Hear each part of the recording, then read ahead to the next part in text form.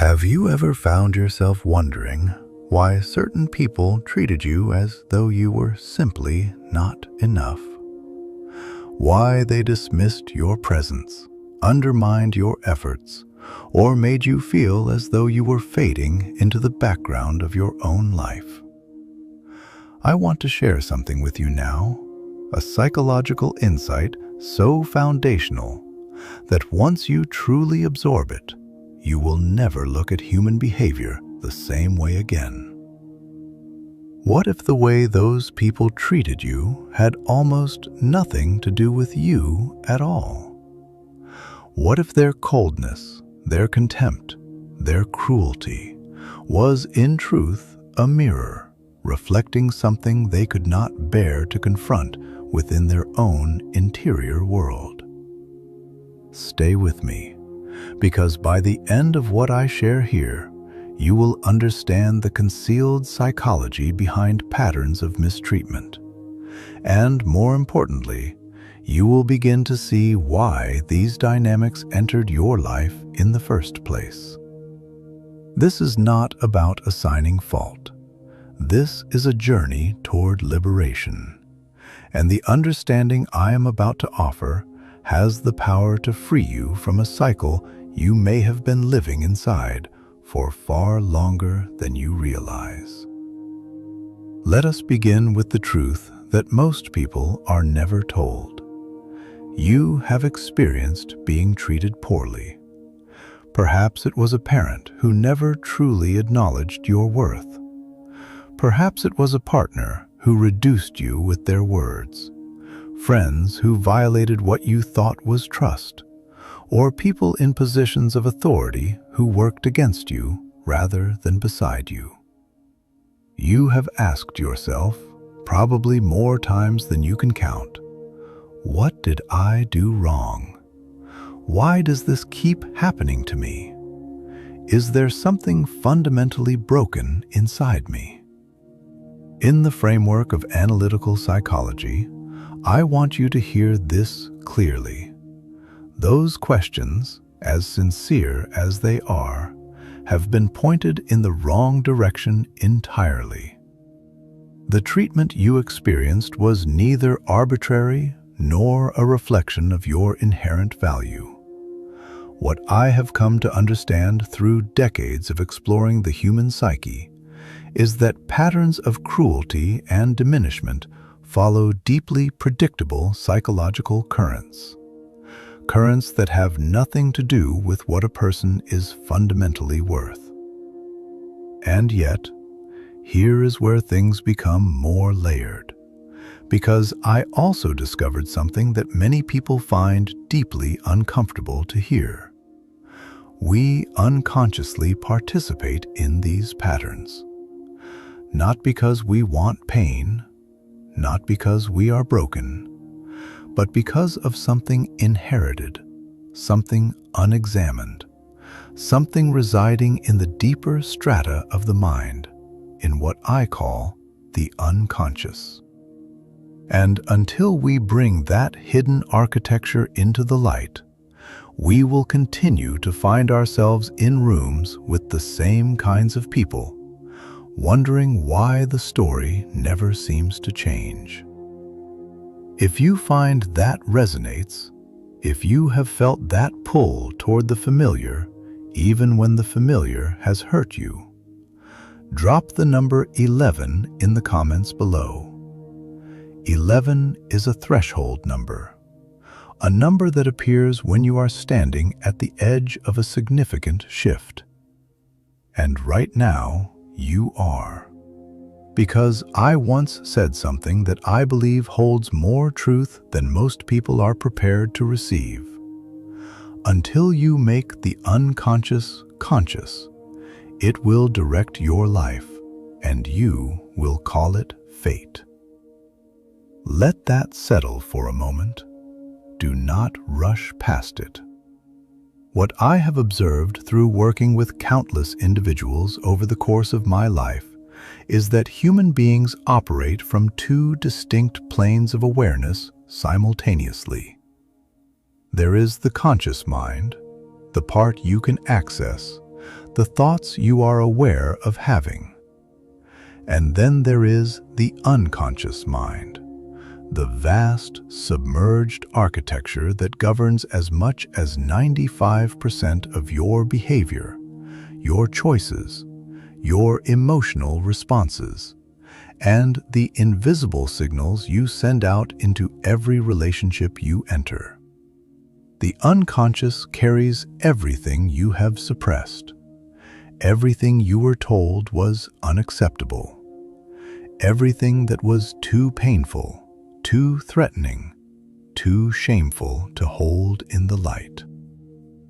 I have a name for this accumulated shadow material: the shadow.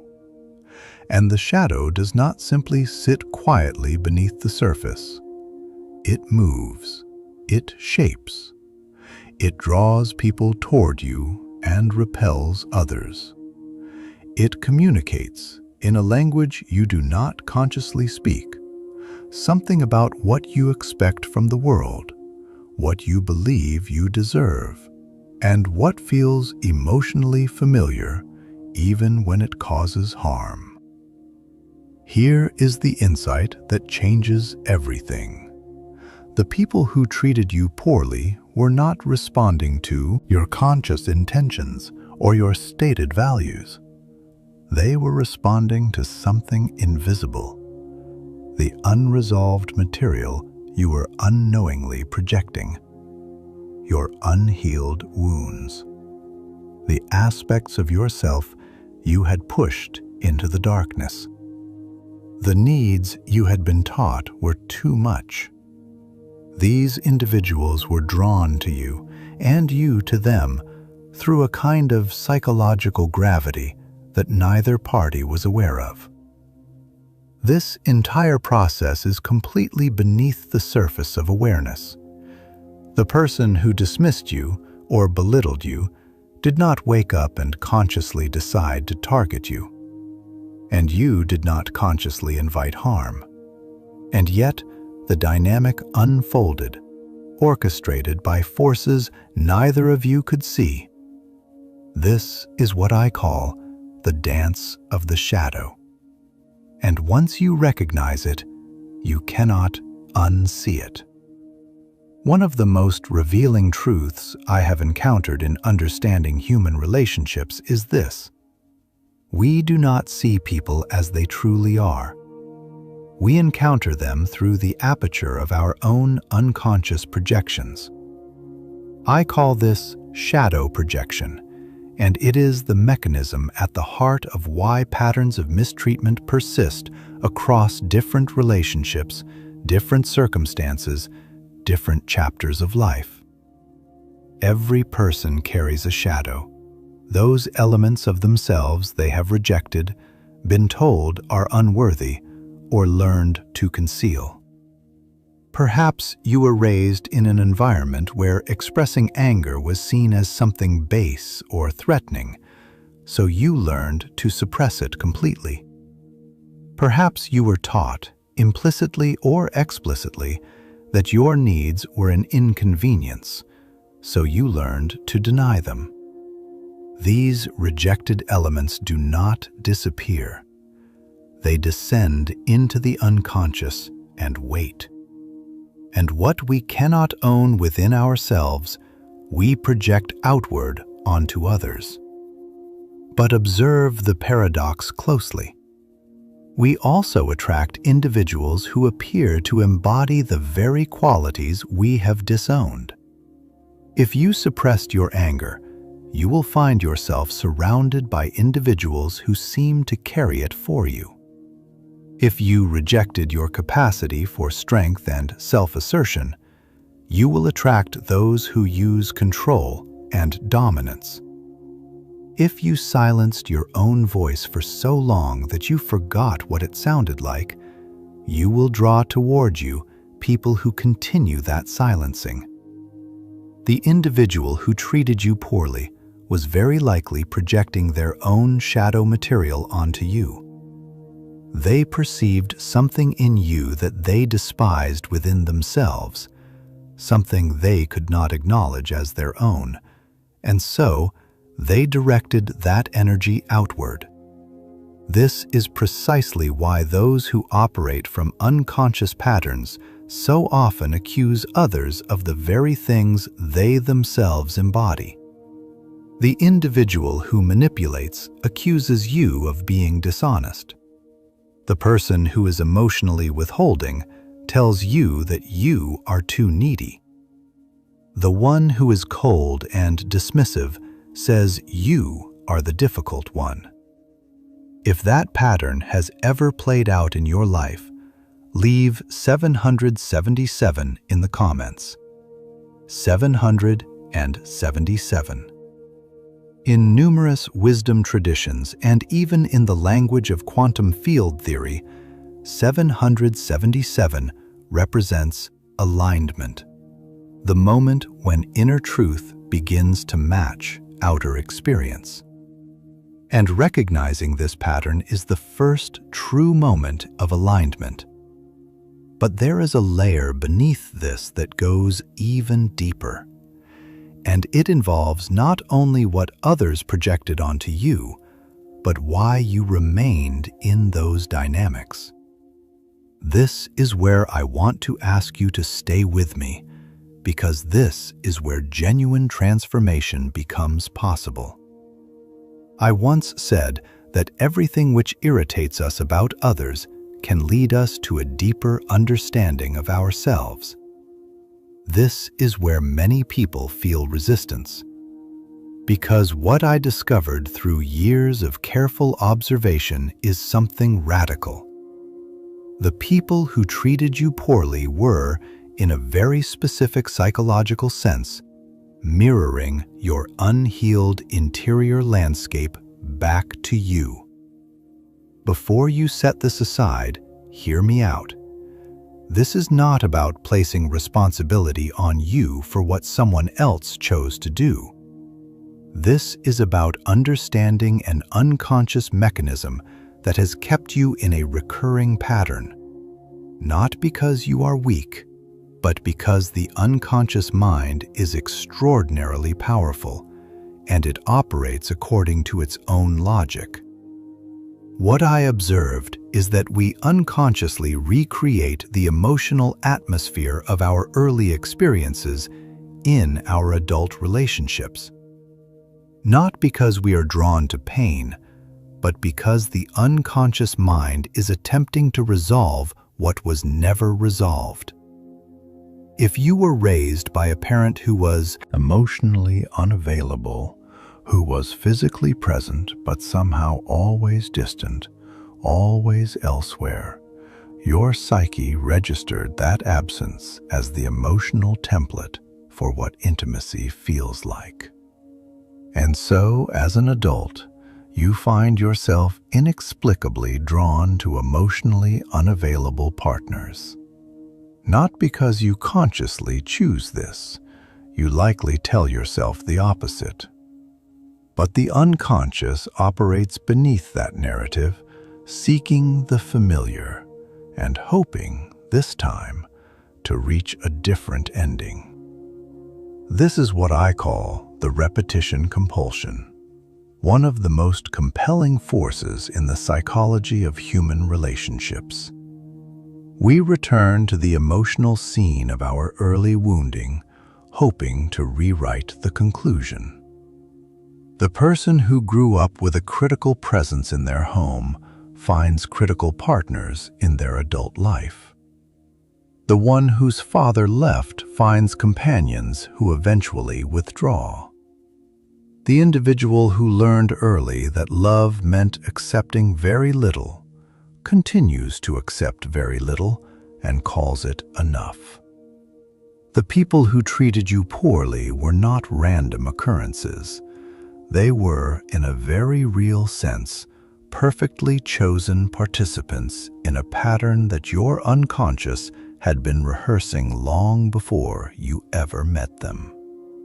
They arrived to play the role of the rejecting figure, the withholding presence, the one who could not see you. Whatever wound had been waiting inside you, looking for the right reflection. And here is the most essential thing to understand. They will continue to arrive in different forms, wearing different faces, carrying different names, until the underlying wound is healed. You may change your city, you may leave the relationship, you may change everything external, but the pattern will follow. I call this fate when we are unconscious of it, and I call it choice when we finally wake up. The question is whether you are ready to wake up, because what I am about to share will show you precisely how. There is something operating even beyond the personal unconscious, beyond your individual history and your individual wounds. I discovered what I call the collective unconscious, a layer of the psyche that is not personal but universal, shared across all of humanity, containing primordial patterns of behavior I named archetypes. These are ancient psychological blueprints: the victim, the persecutor, the rescuer, the tyrant, the one cast out. These figures appear in every culture, in every era, in every corner of human experience, because they are not cultural constructs. They are part of the fundamental architecture of the human psyche. When someone treated you poorly, they were frequently operating from within an archetypal role, and you were inhabiting the corresponding one. This is not entirely personal, it is transpersonal. The authority figure who belittled you was enacting the tyrant archetype. The companion who violated your trust was expressing the shadow aspect of what friendship can hold. The partner who withdrew was participating in an ancient narrative of abandonment that has repeated itself across human history in countless forms. Until we develop awareness of these archetypal structures, we remain caught within them. We step into our assigned role and play it out as though following a script composed long before our birth. What you experienced was not unique to you alone. It was an ancient pattern moving through your life. But here is the empowering truth. Once you can recognize the archetype, you can refuse the role. You can choose not to be the one who is cast out. You can choose not to be the one who disappears.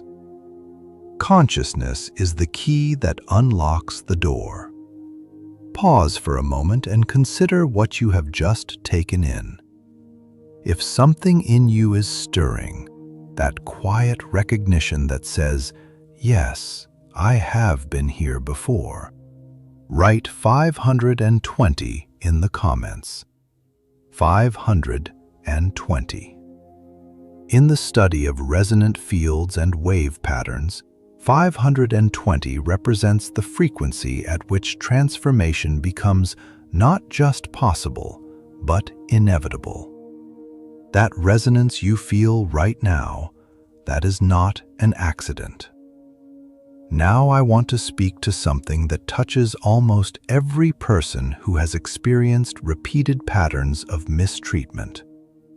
I observed that most people move through the world wearing a carefully constructed mask, a social identity I call the persona.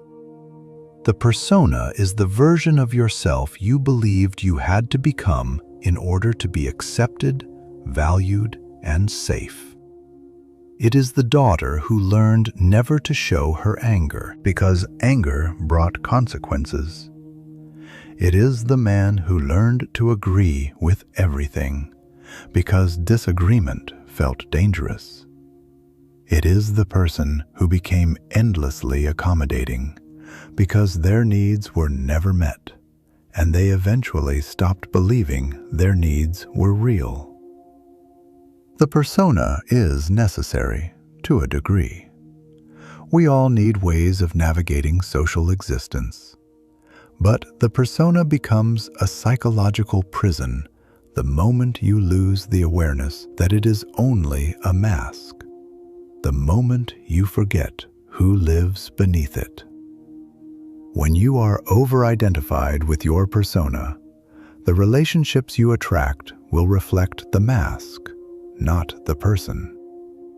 If your persona is built around the belief that your value lies in what you give to others, you will attract those who take without offering anything in return.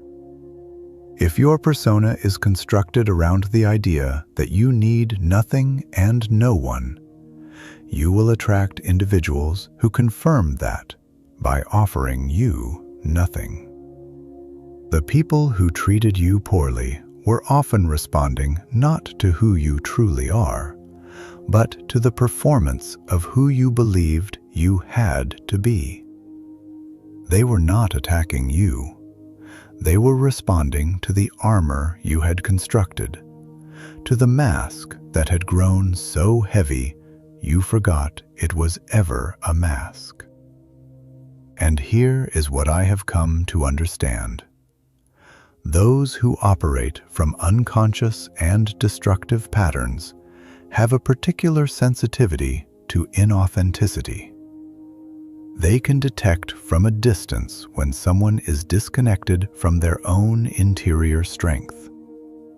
When someone does not fully inhabit their own worth. When someone's boundaries are more performance than reality. The path toward relationships that genuinely nourish you, relationships that honor who you actually are, begins with the gradual, courageous process of setting the mask aside, of letting the real self be visible. This is not a comfortable process.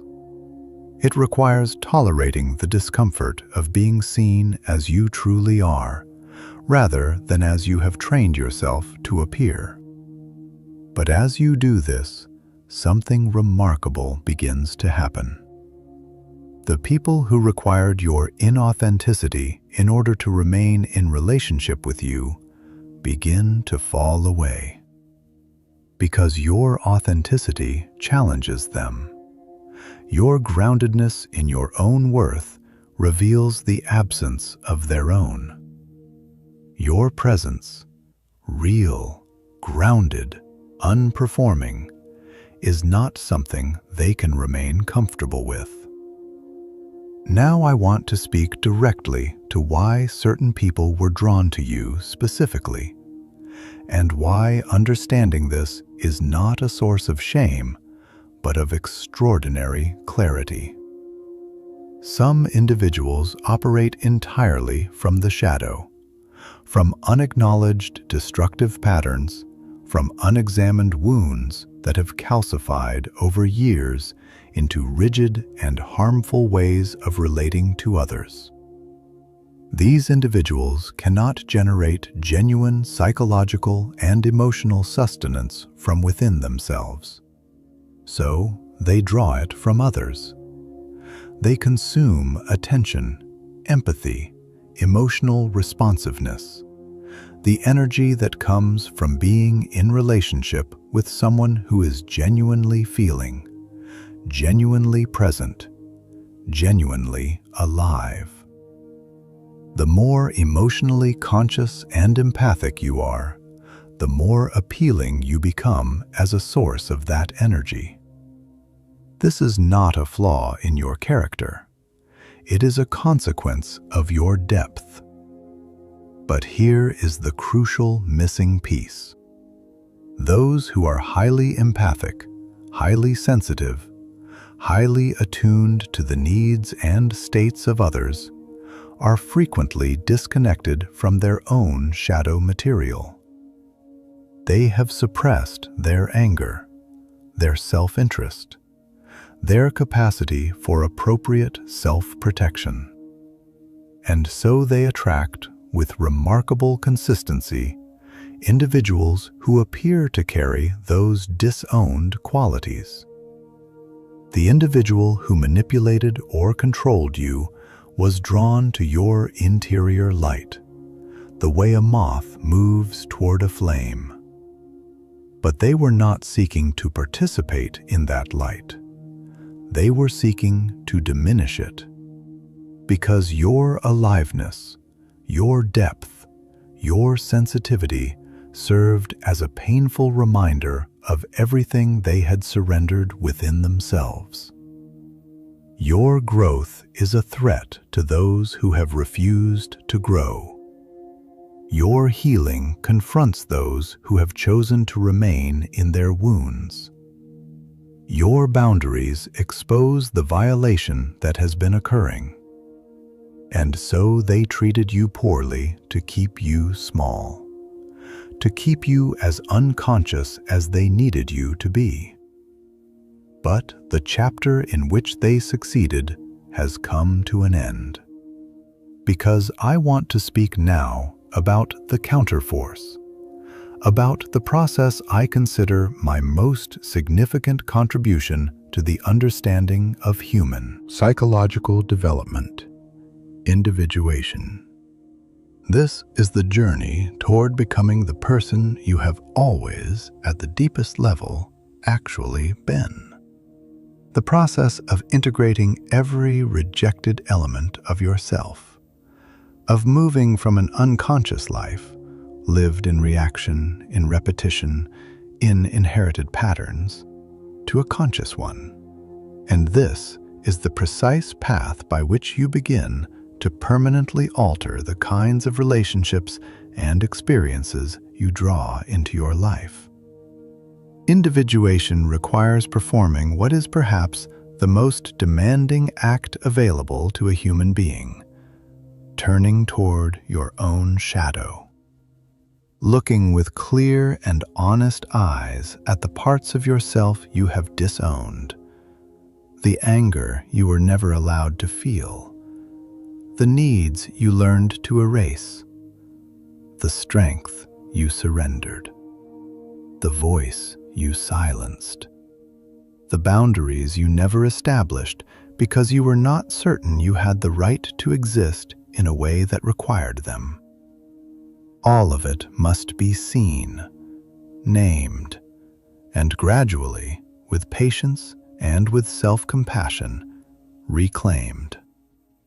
Most people resist this process because it is genuinely difficult. It is easier to focus entirely on what others did to you than to ask the more penetrating question, what within me allowed this to continue? It is more comfortable to remain in the position of the one to whom things simply happen than to reclaim the authorship of your own experience. But those who undertake this work discover something that cannot be described from the outside. It can only be lived. As you integrate your shadow, as you reclaim the rejected parts, you become more whole. And as you become more whole, you cease to carry the unconscious signals that once drew fragmented and harmful people toward you.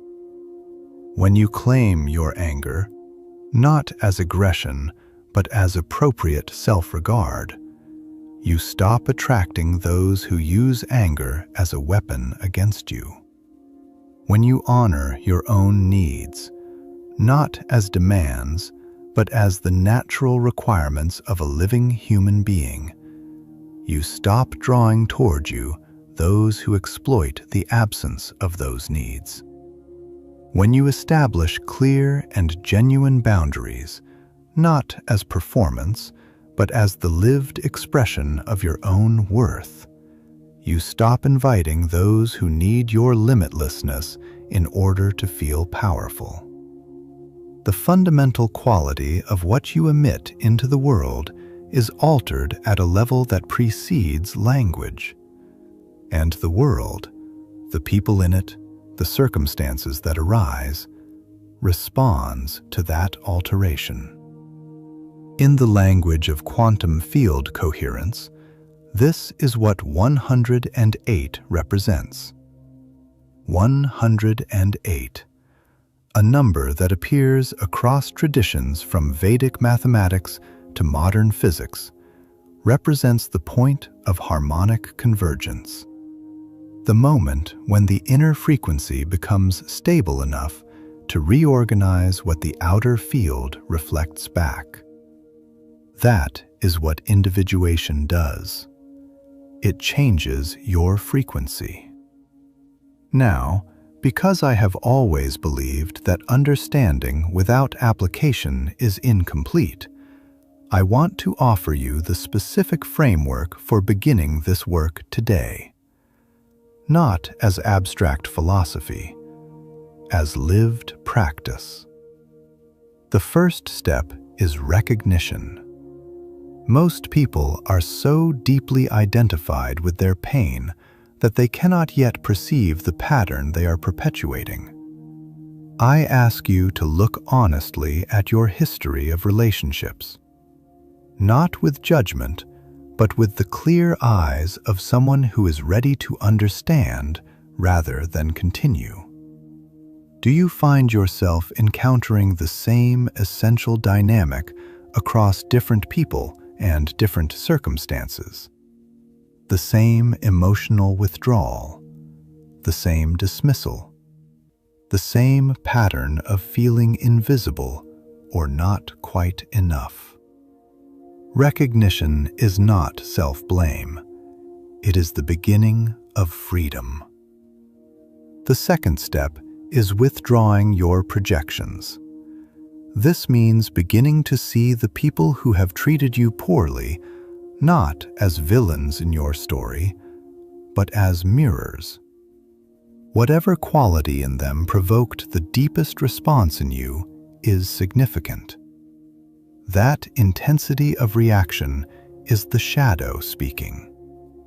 If their dismissiveness enrages you, ask yourself, where have you been dismissive of your own interior life? If their refusal to acknowledge your needs fills you with despair, ask yourself, in what ways have you refused to acknowledge those same needs as valid and real? This is not exoneration of their behavior. This is reclamation of your power. The third step is mourning. This is the step most people bypass in their urgency to move forward, and it is the reason so many people find themselves circling back to the same wounds. You must grieve what was never given to you, the acknowledgement you deserved and did not receive, the care that should have been present and was not, the version of love that should have been yours. These losses that were never mourned continue to bind you to the past with invisible threads. You must mourn what did not occur before you can genuinely create what is still possible. The fourth step is the establishment of genuine boundaries. Not boundaries as a concept you speak about, but boundaries as something you live. Every time you hold a boundary with clarity and self-respect, you are sending a message to your unconscious mind that is more powerful than any affirmation. I matter. My experience is real. I will not accept what diminishes me. Observe what happens in the landscape of your relationships as you begin to live this way. Some people will become uncomfortable and withdraw. Allow them to. The fifth step is the practice of conscious selection. Your unconscious mind will retain its gravitational pull toward familiar patterns for some time. That person who withdraws emotionally will still feel familiar in a way you may confuse with connection. That person who diminishes you will still feel strangely like home. You must learn to override that unconscious pull with conscious discernment. Choose the person whose presence feels unfamiliar, not because they are wrong, but because they are genuinely healthy. Choose the relationship that feels slightly strange precisely because it is actually safe. The sixth step is to build a community of conscious growth. You cannot complete this journey in isolation, and you cannot heal in environments that require you to remain small. Seek out those who are genuinely committed to the work of becoming aware. Trusted counselors, communities built around honest self-examination, companions who reflect your depth back to you rather than trying to extinguish it. These connections will sustain the work through the inevitable moments of difficulty.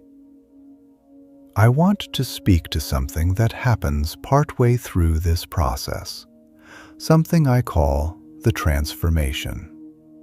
The point at which everything begins to genuinely shift. The old self begins to dissolve. The identity that was built around being the one who accommodates, who disappears, who accepts what is offered rather than what is deserved, that identity begins to loosen its grip. And this dissolution is accompanied by grief. Even the identities we have outgrown feel like losses when they leave us. Even the patterns that harmed us feel like absences when they are gone. During this period, something predictable often occurs. The people from your previous patterns may re-emerge. They may offer, suddenly and convincingly, precisely what you once longed for from them. This is the moment of truth, the final examination of whether the transformation is real. Most people, in the initial passage through this threshold, return. They offer one more chance. They believe that this time the story will be different. But genuine transformation means something specific. Recognizing that you have changed and that who you are becoming no longer fits into the space you once occupied. The old circumstances will feel confining. The old relationships will feel like rooms with insufficient air. The old patterns will feel intolerable. This very discomfort is not a sign that something is wrong. It is evidence that something has finally gone right. I once said that there is no coming to consciousness without pain. You are living that now.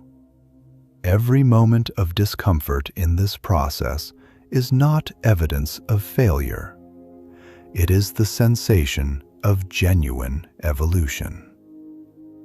Begin this evening with a shadow journal. Each night, write down what provoked a reaction in you during the day. Who unsettled you? What behavior triggered a response that felt disproportionate? Then ask yourself, what does this reveal about what I have not yet fully owned within myself? This practice builds the capacity for self-awareness more rapidly than almost any other. It is how you make the unconscious conscious, not as a philosophical ideal, but as a daily lived discipline. Dedicate 15 minutes each day to a practice of interior stillness, meditation, quiet contemplation, whatever form of spacious awareness works for you.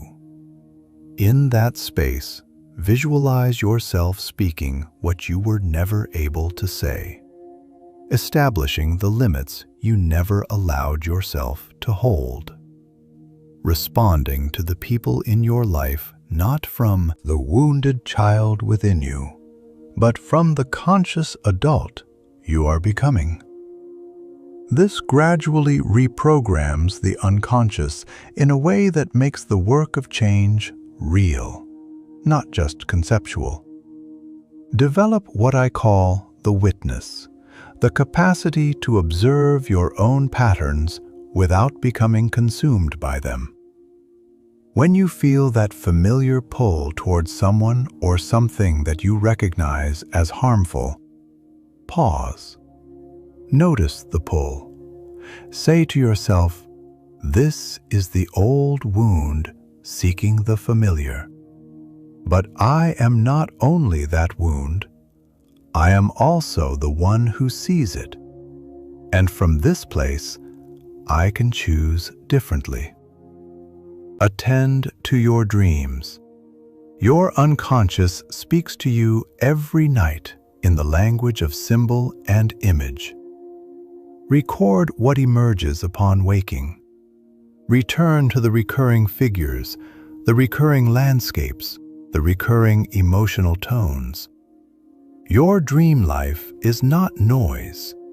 It is communication from the part of you that knows more than the part of you that is afraid.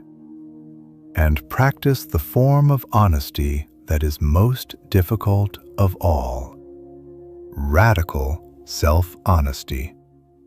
The willingness to see clearly why you have accepted what you have accepted.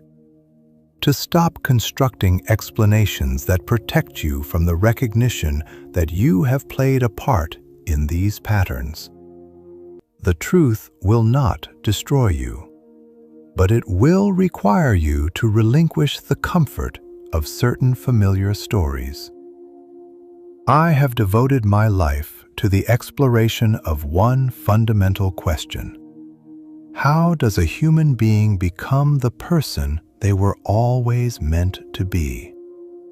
And what I have arrived at, again and again, is this: we become ourselves by integrating every aspect of ourselves we have disowned, by facing what we have avoided, by reclaiming what we have projected outward, by meeting our shadow not as an enemy, but as the part of ourselves most in need of compassionate recognition. The people who treated you poorly were, in a sense I do not say lightly, among your most significant teachers. Not because what they did was acceptable or right, but because they revealed to you, with painful precision, exactly where the need for healing still lived inside you. They showed you your wounds. They illuminated your patterns. They pointed with unintentional accuracy toward the work that awaited you. And now that you can see it, now that you are seeing it, it cannot be unseen. There are two kinds of lives available to every human being: the life that is lived unconsciously, driven by inherited patterns, by unexamined wounds, by the compulsion to repeat, and the life that is lived with growing awareness, where the patterns are recognized, where the wounds are met with honesty and compassion, where genuine choice becomes possible. The first is not a moral failing. It is simply what happens when no one shows us a different way. But you have been shown a different way. Right now, in this moment. I once said, the privilege of a lifetime is to become who you truly are. You have already begun. The psychological pattern that has held you begins to shift. Not when the other person changes, but when you do. Your transformation is already in motion. Make the unconscious conscious. Integrate what has been disowned. Move toward wholeness. And observe with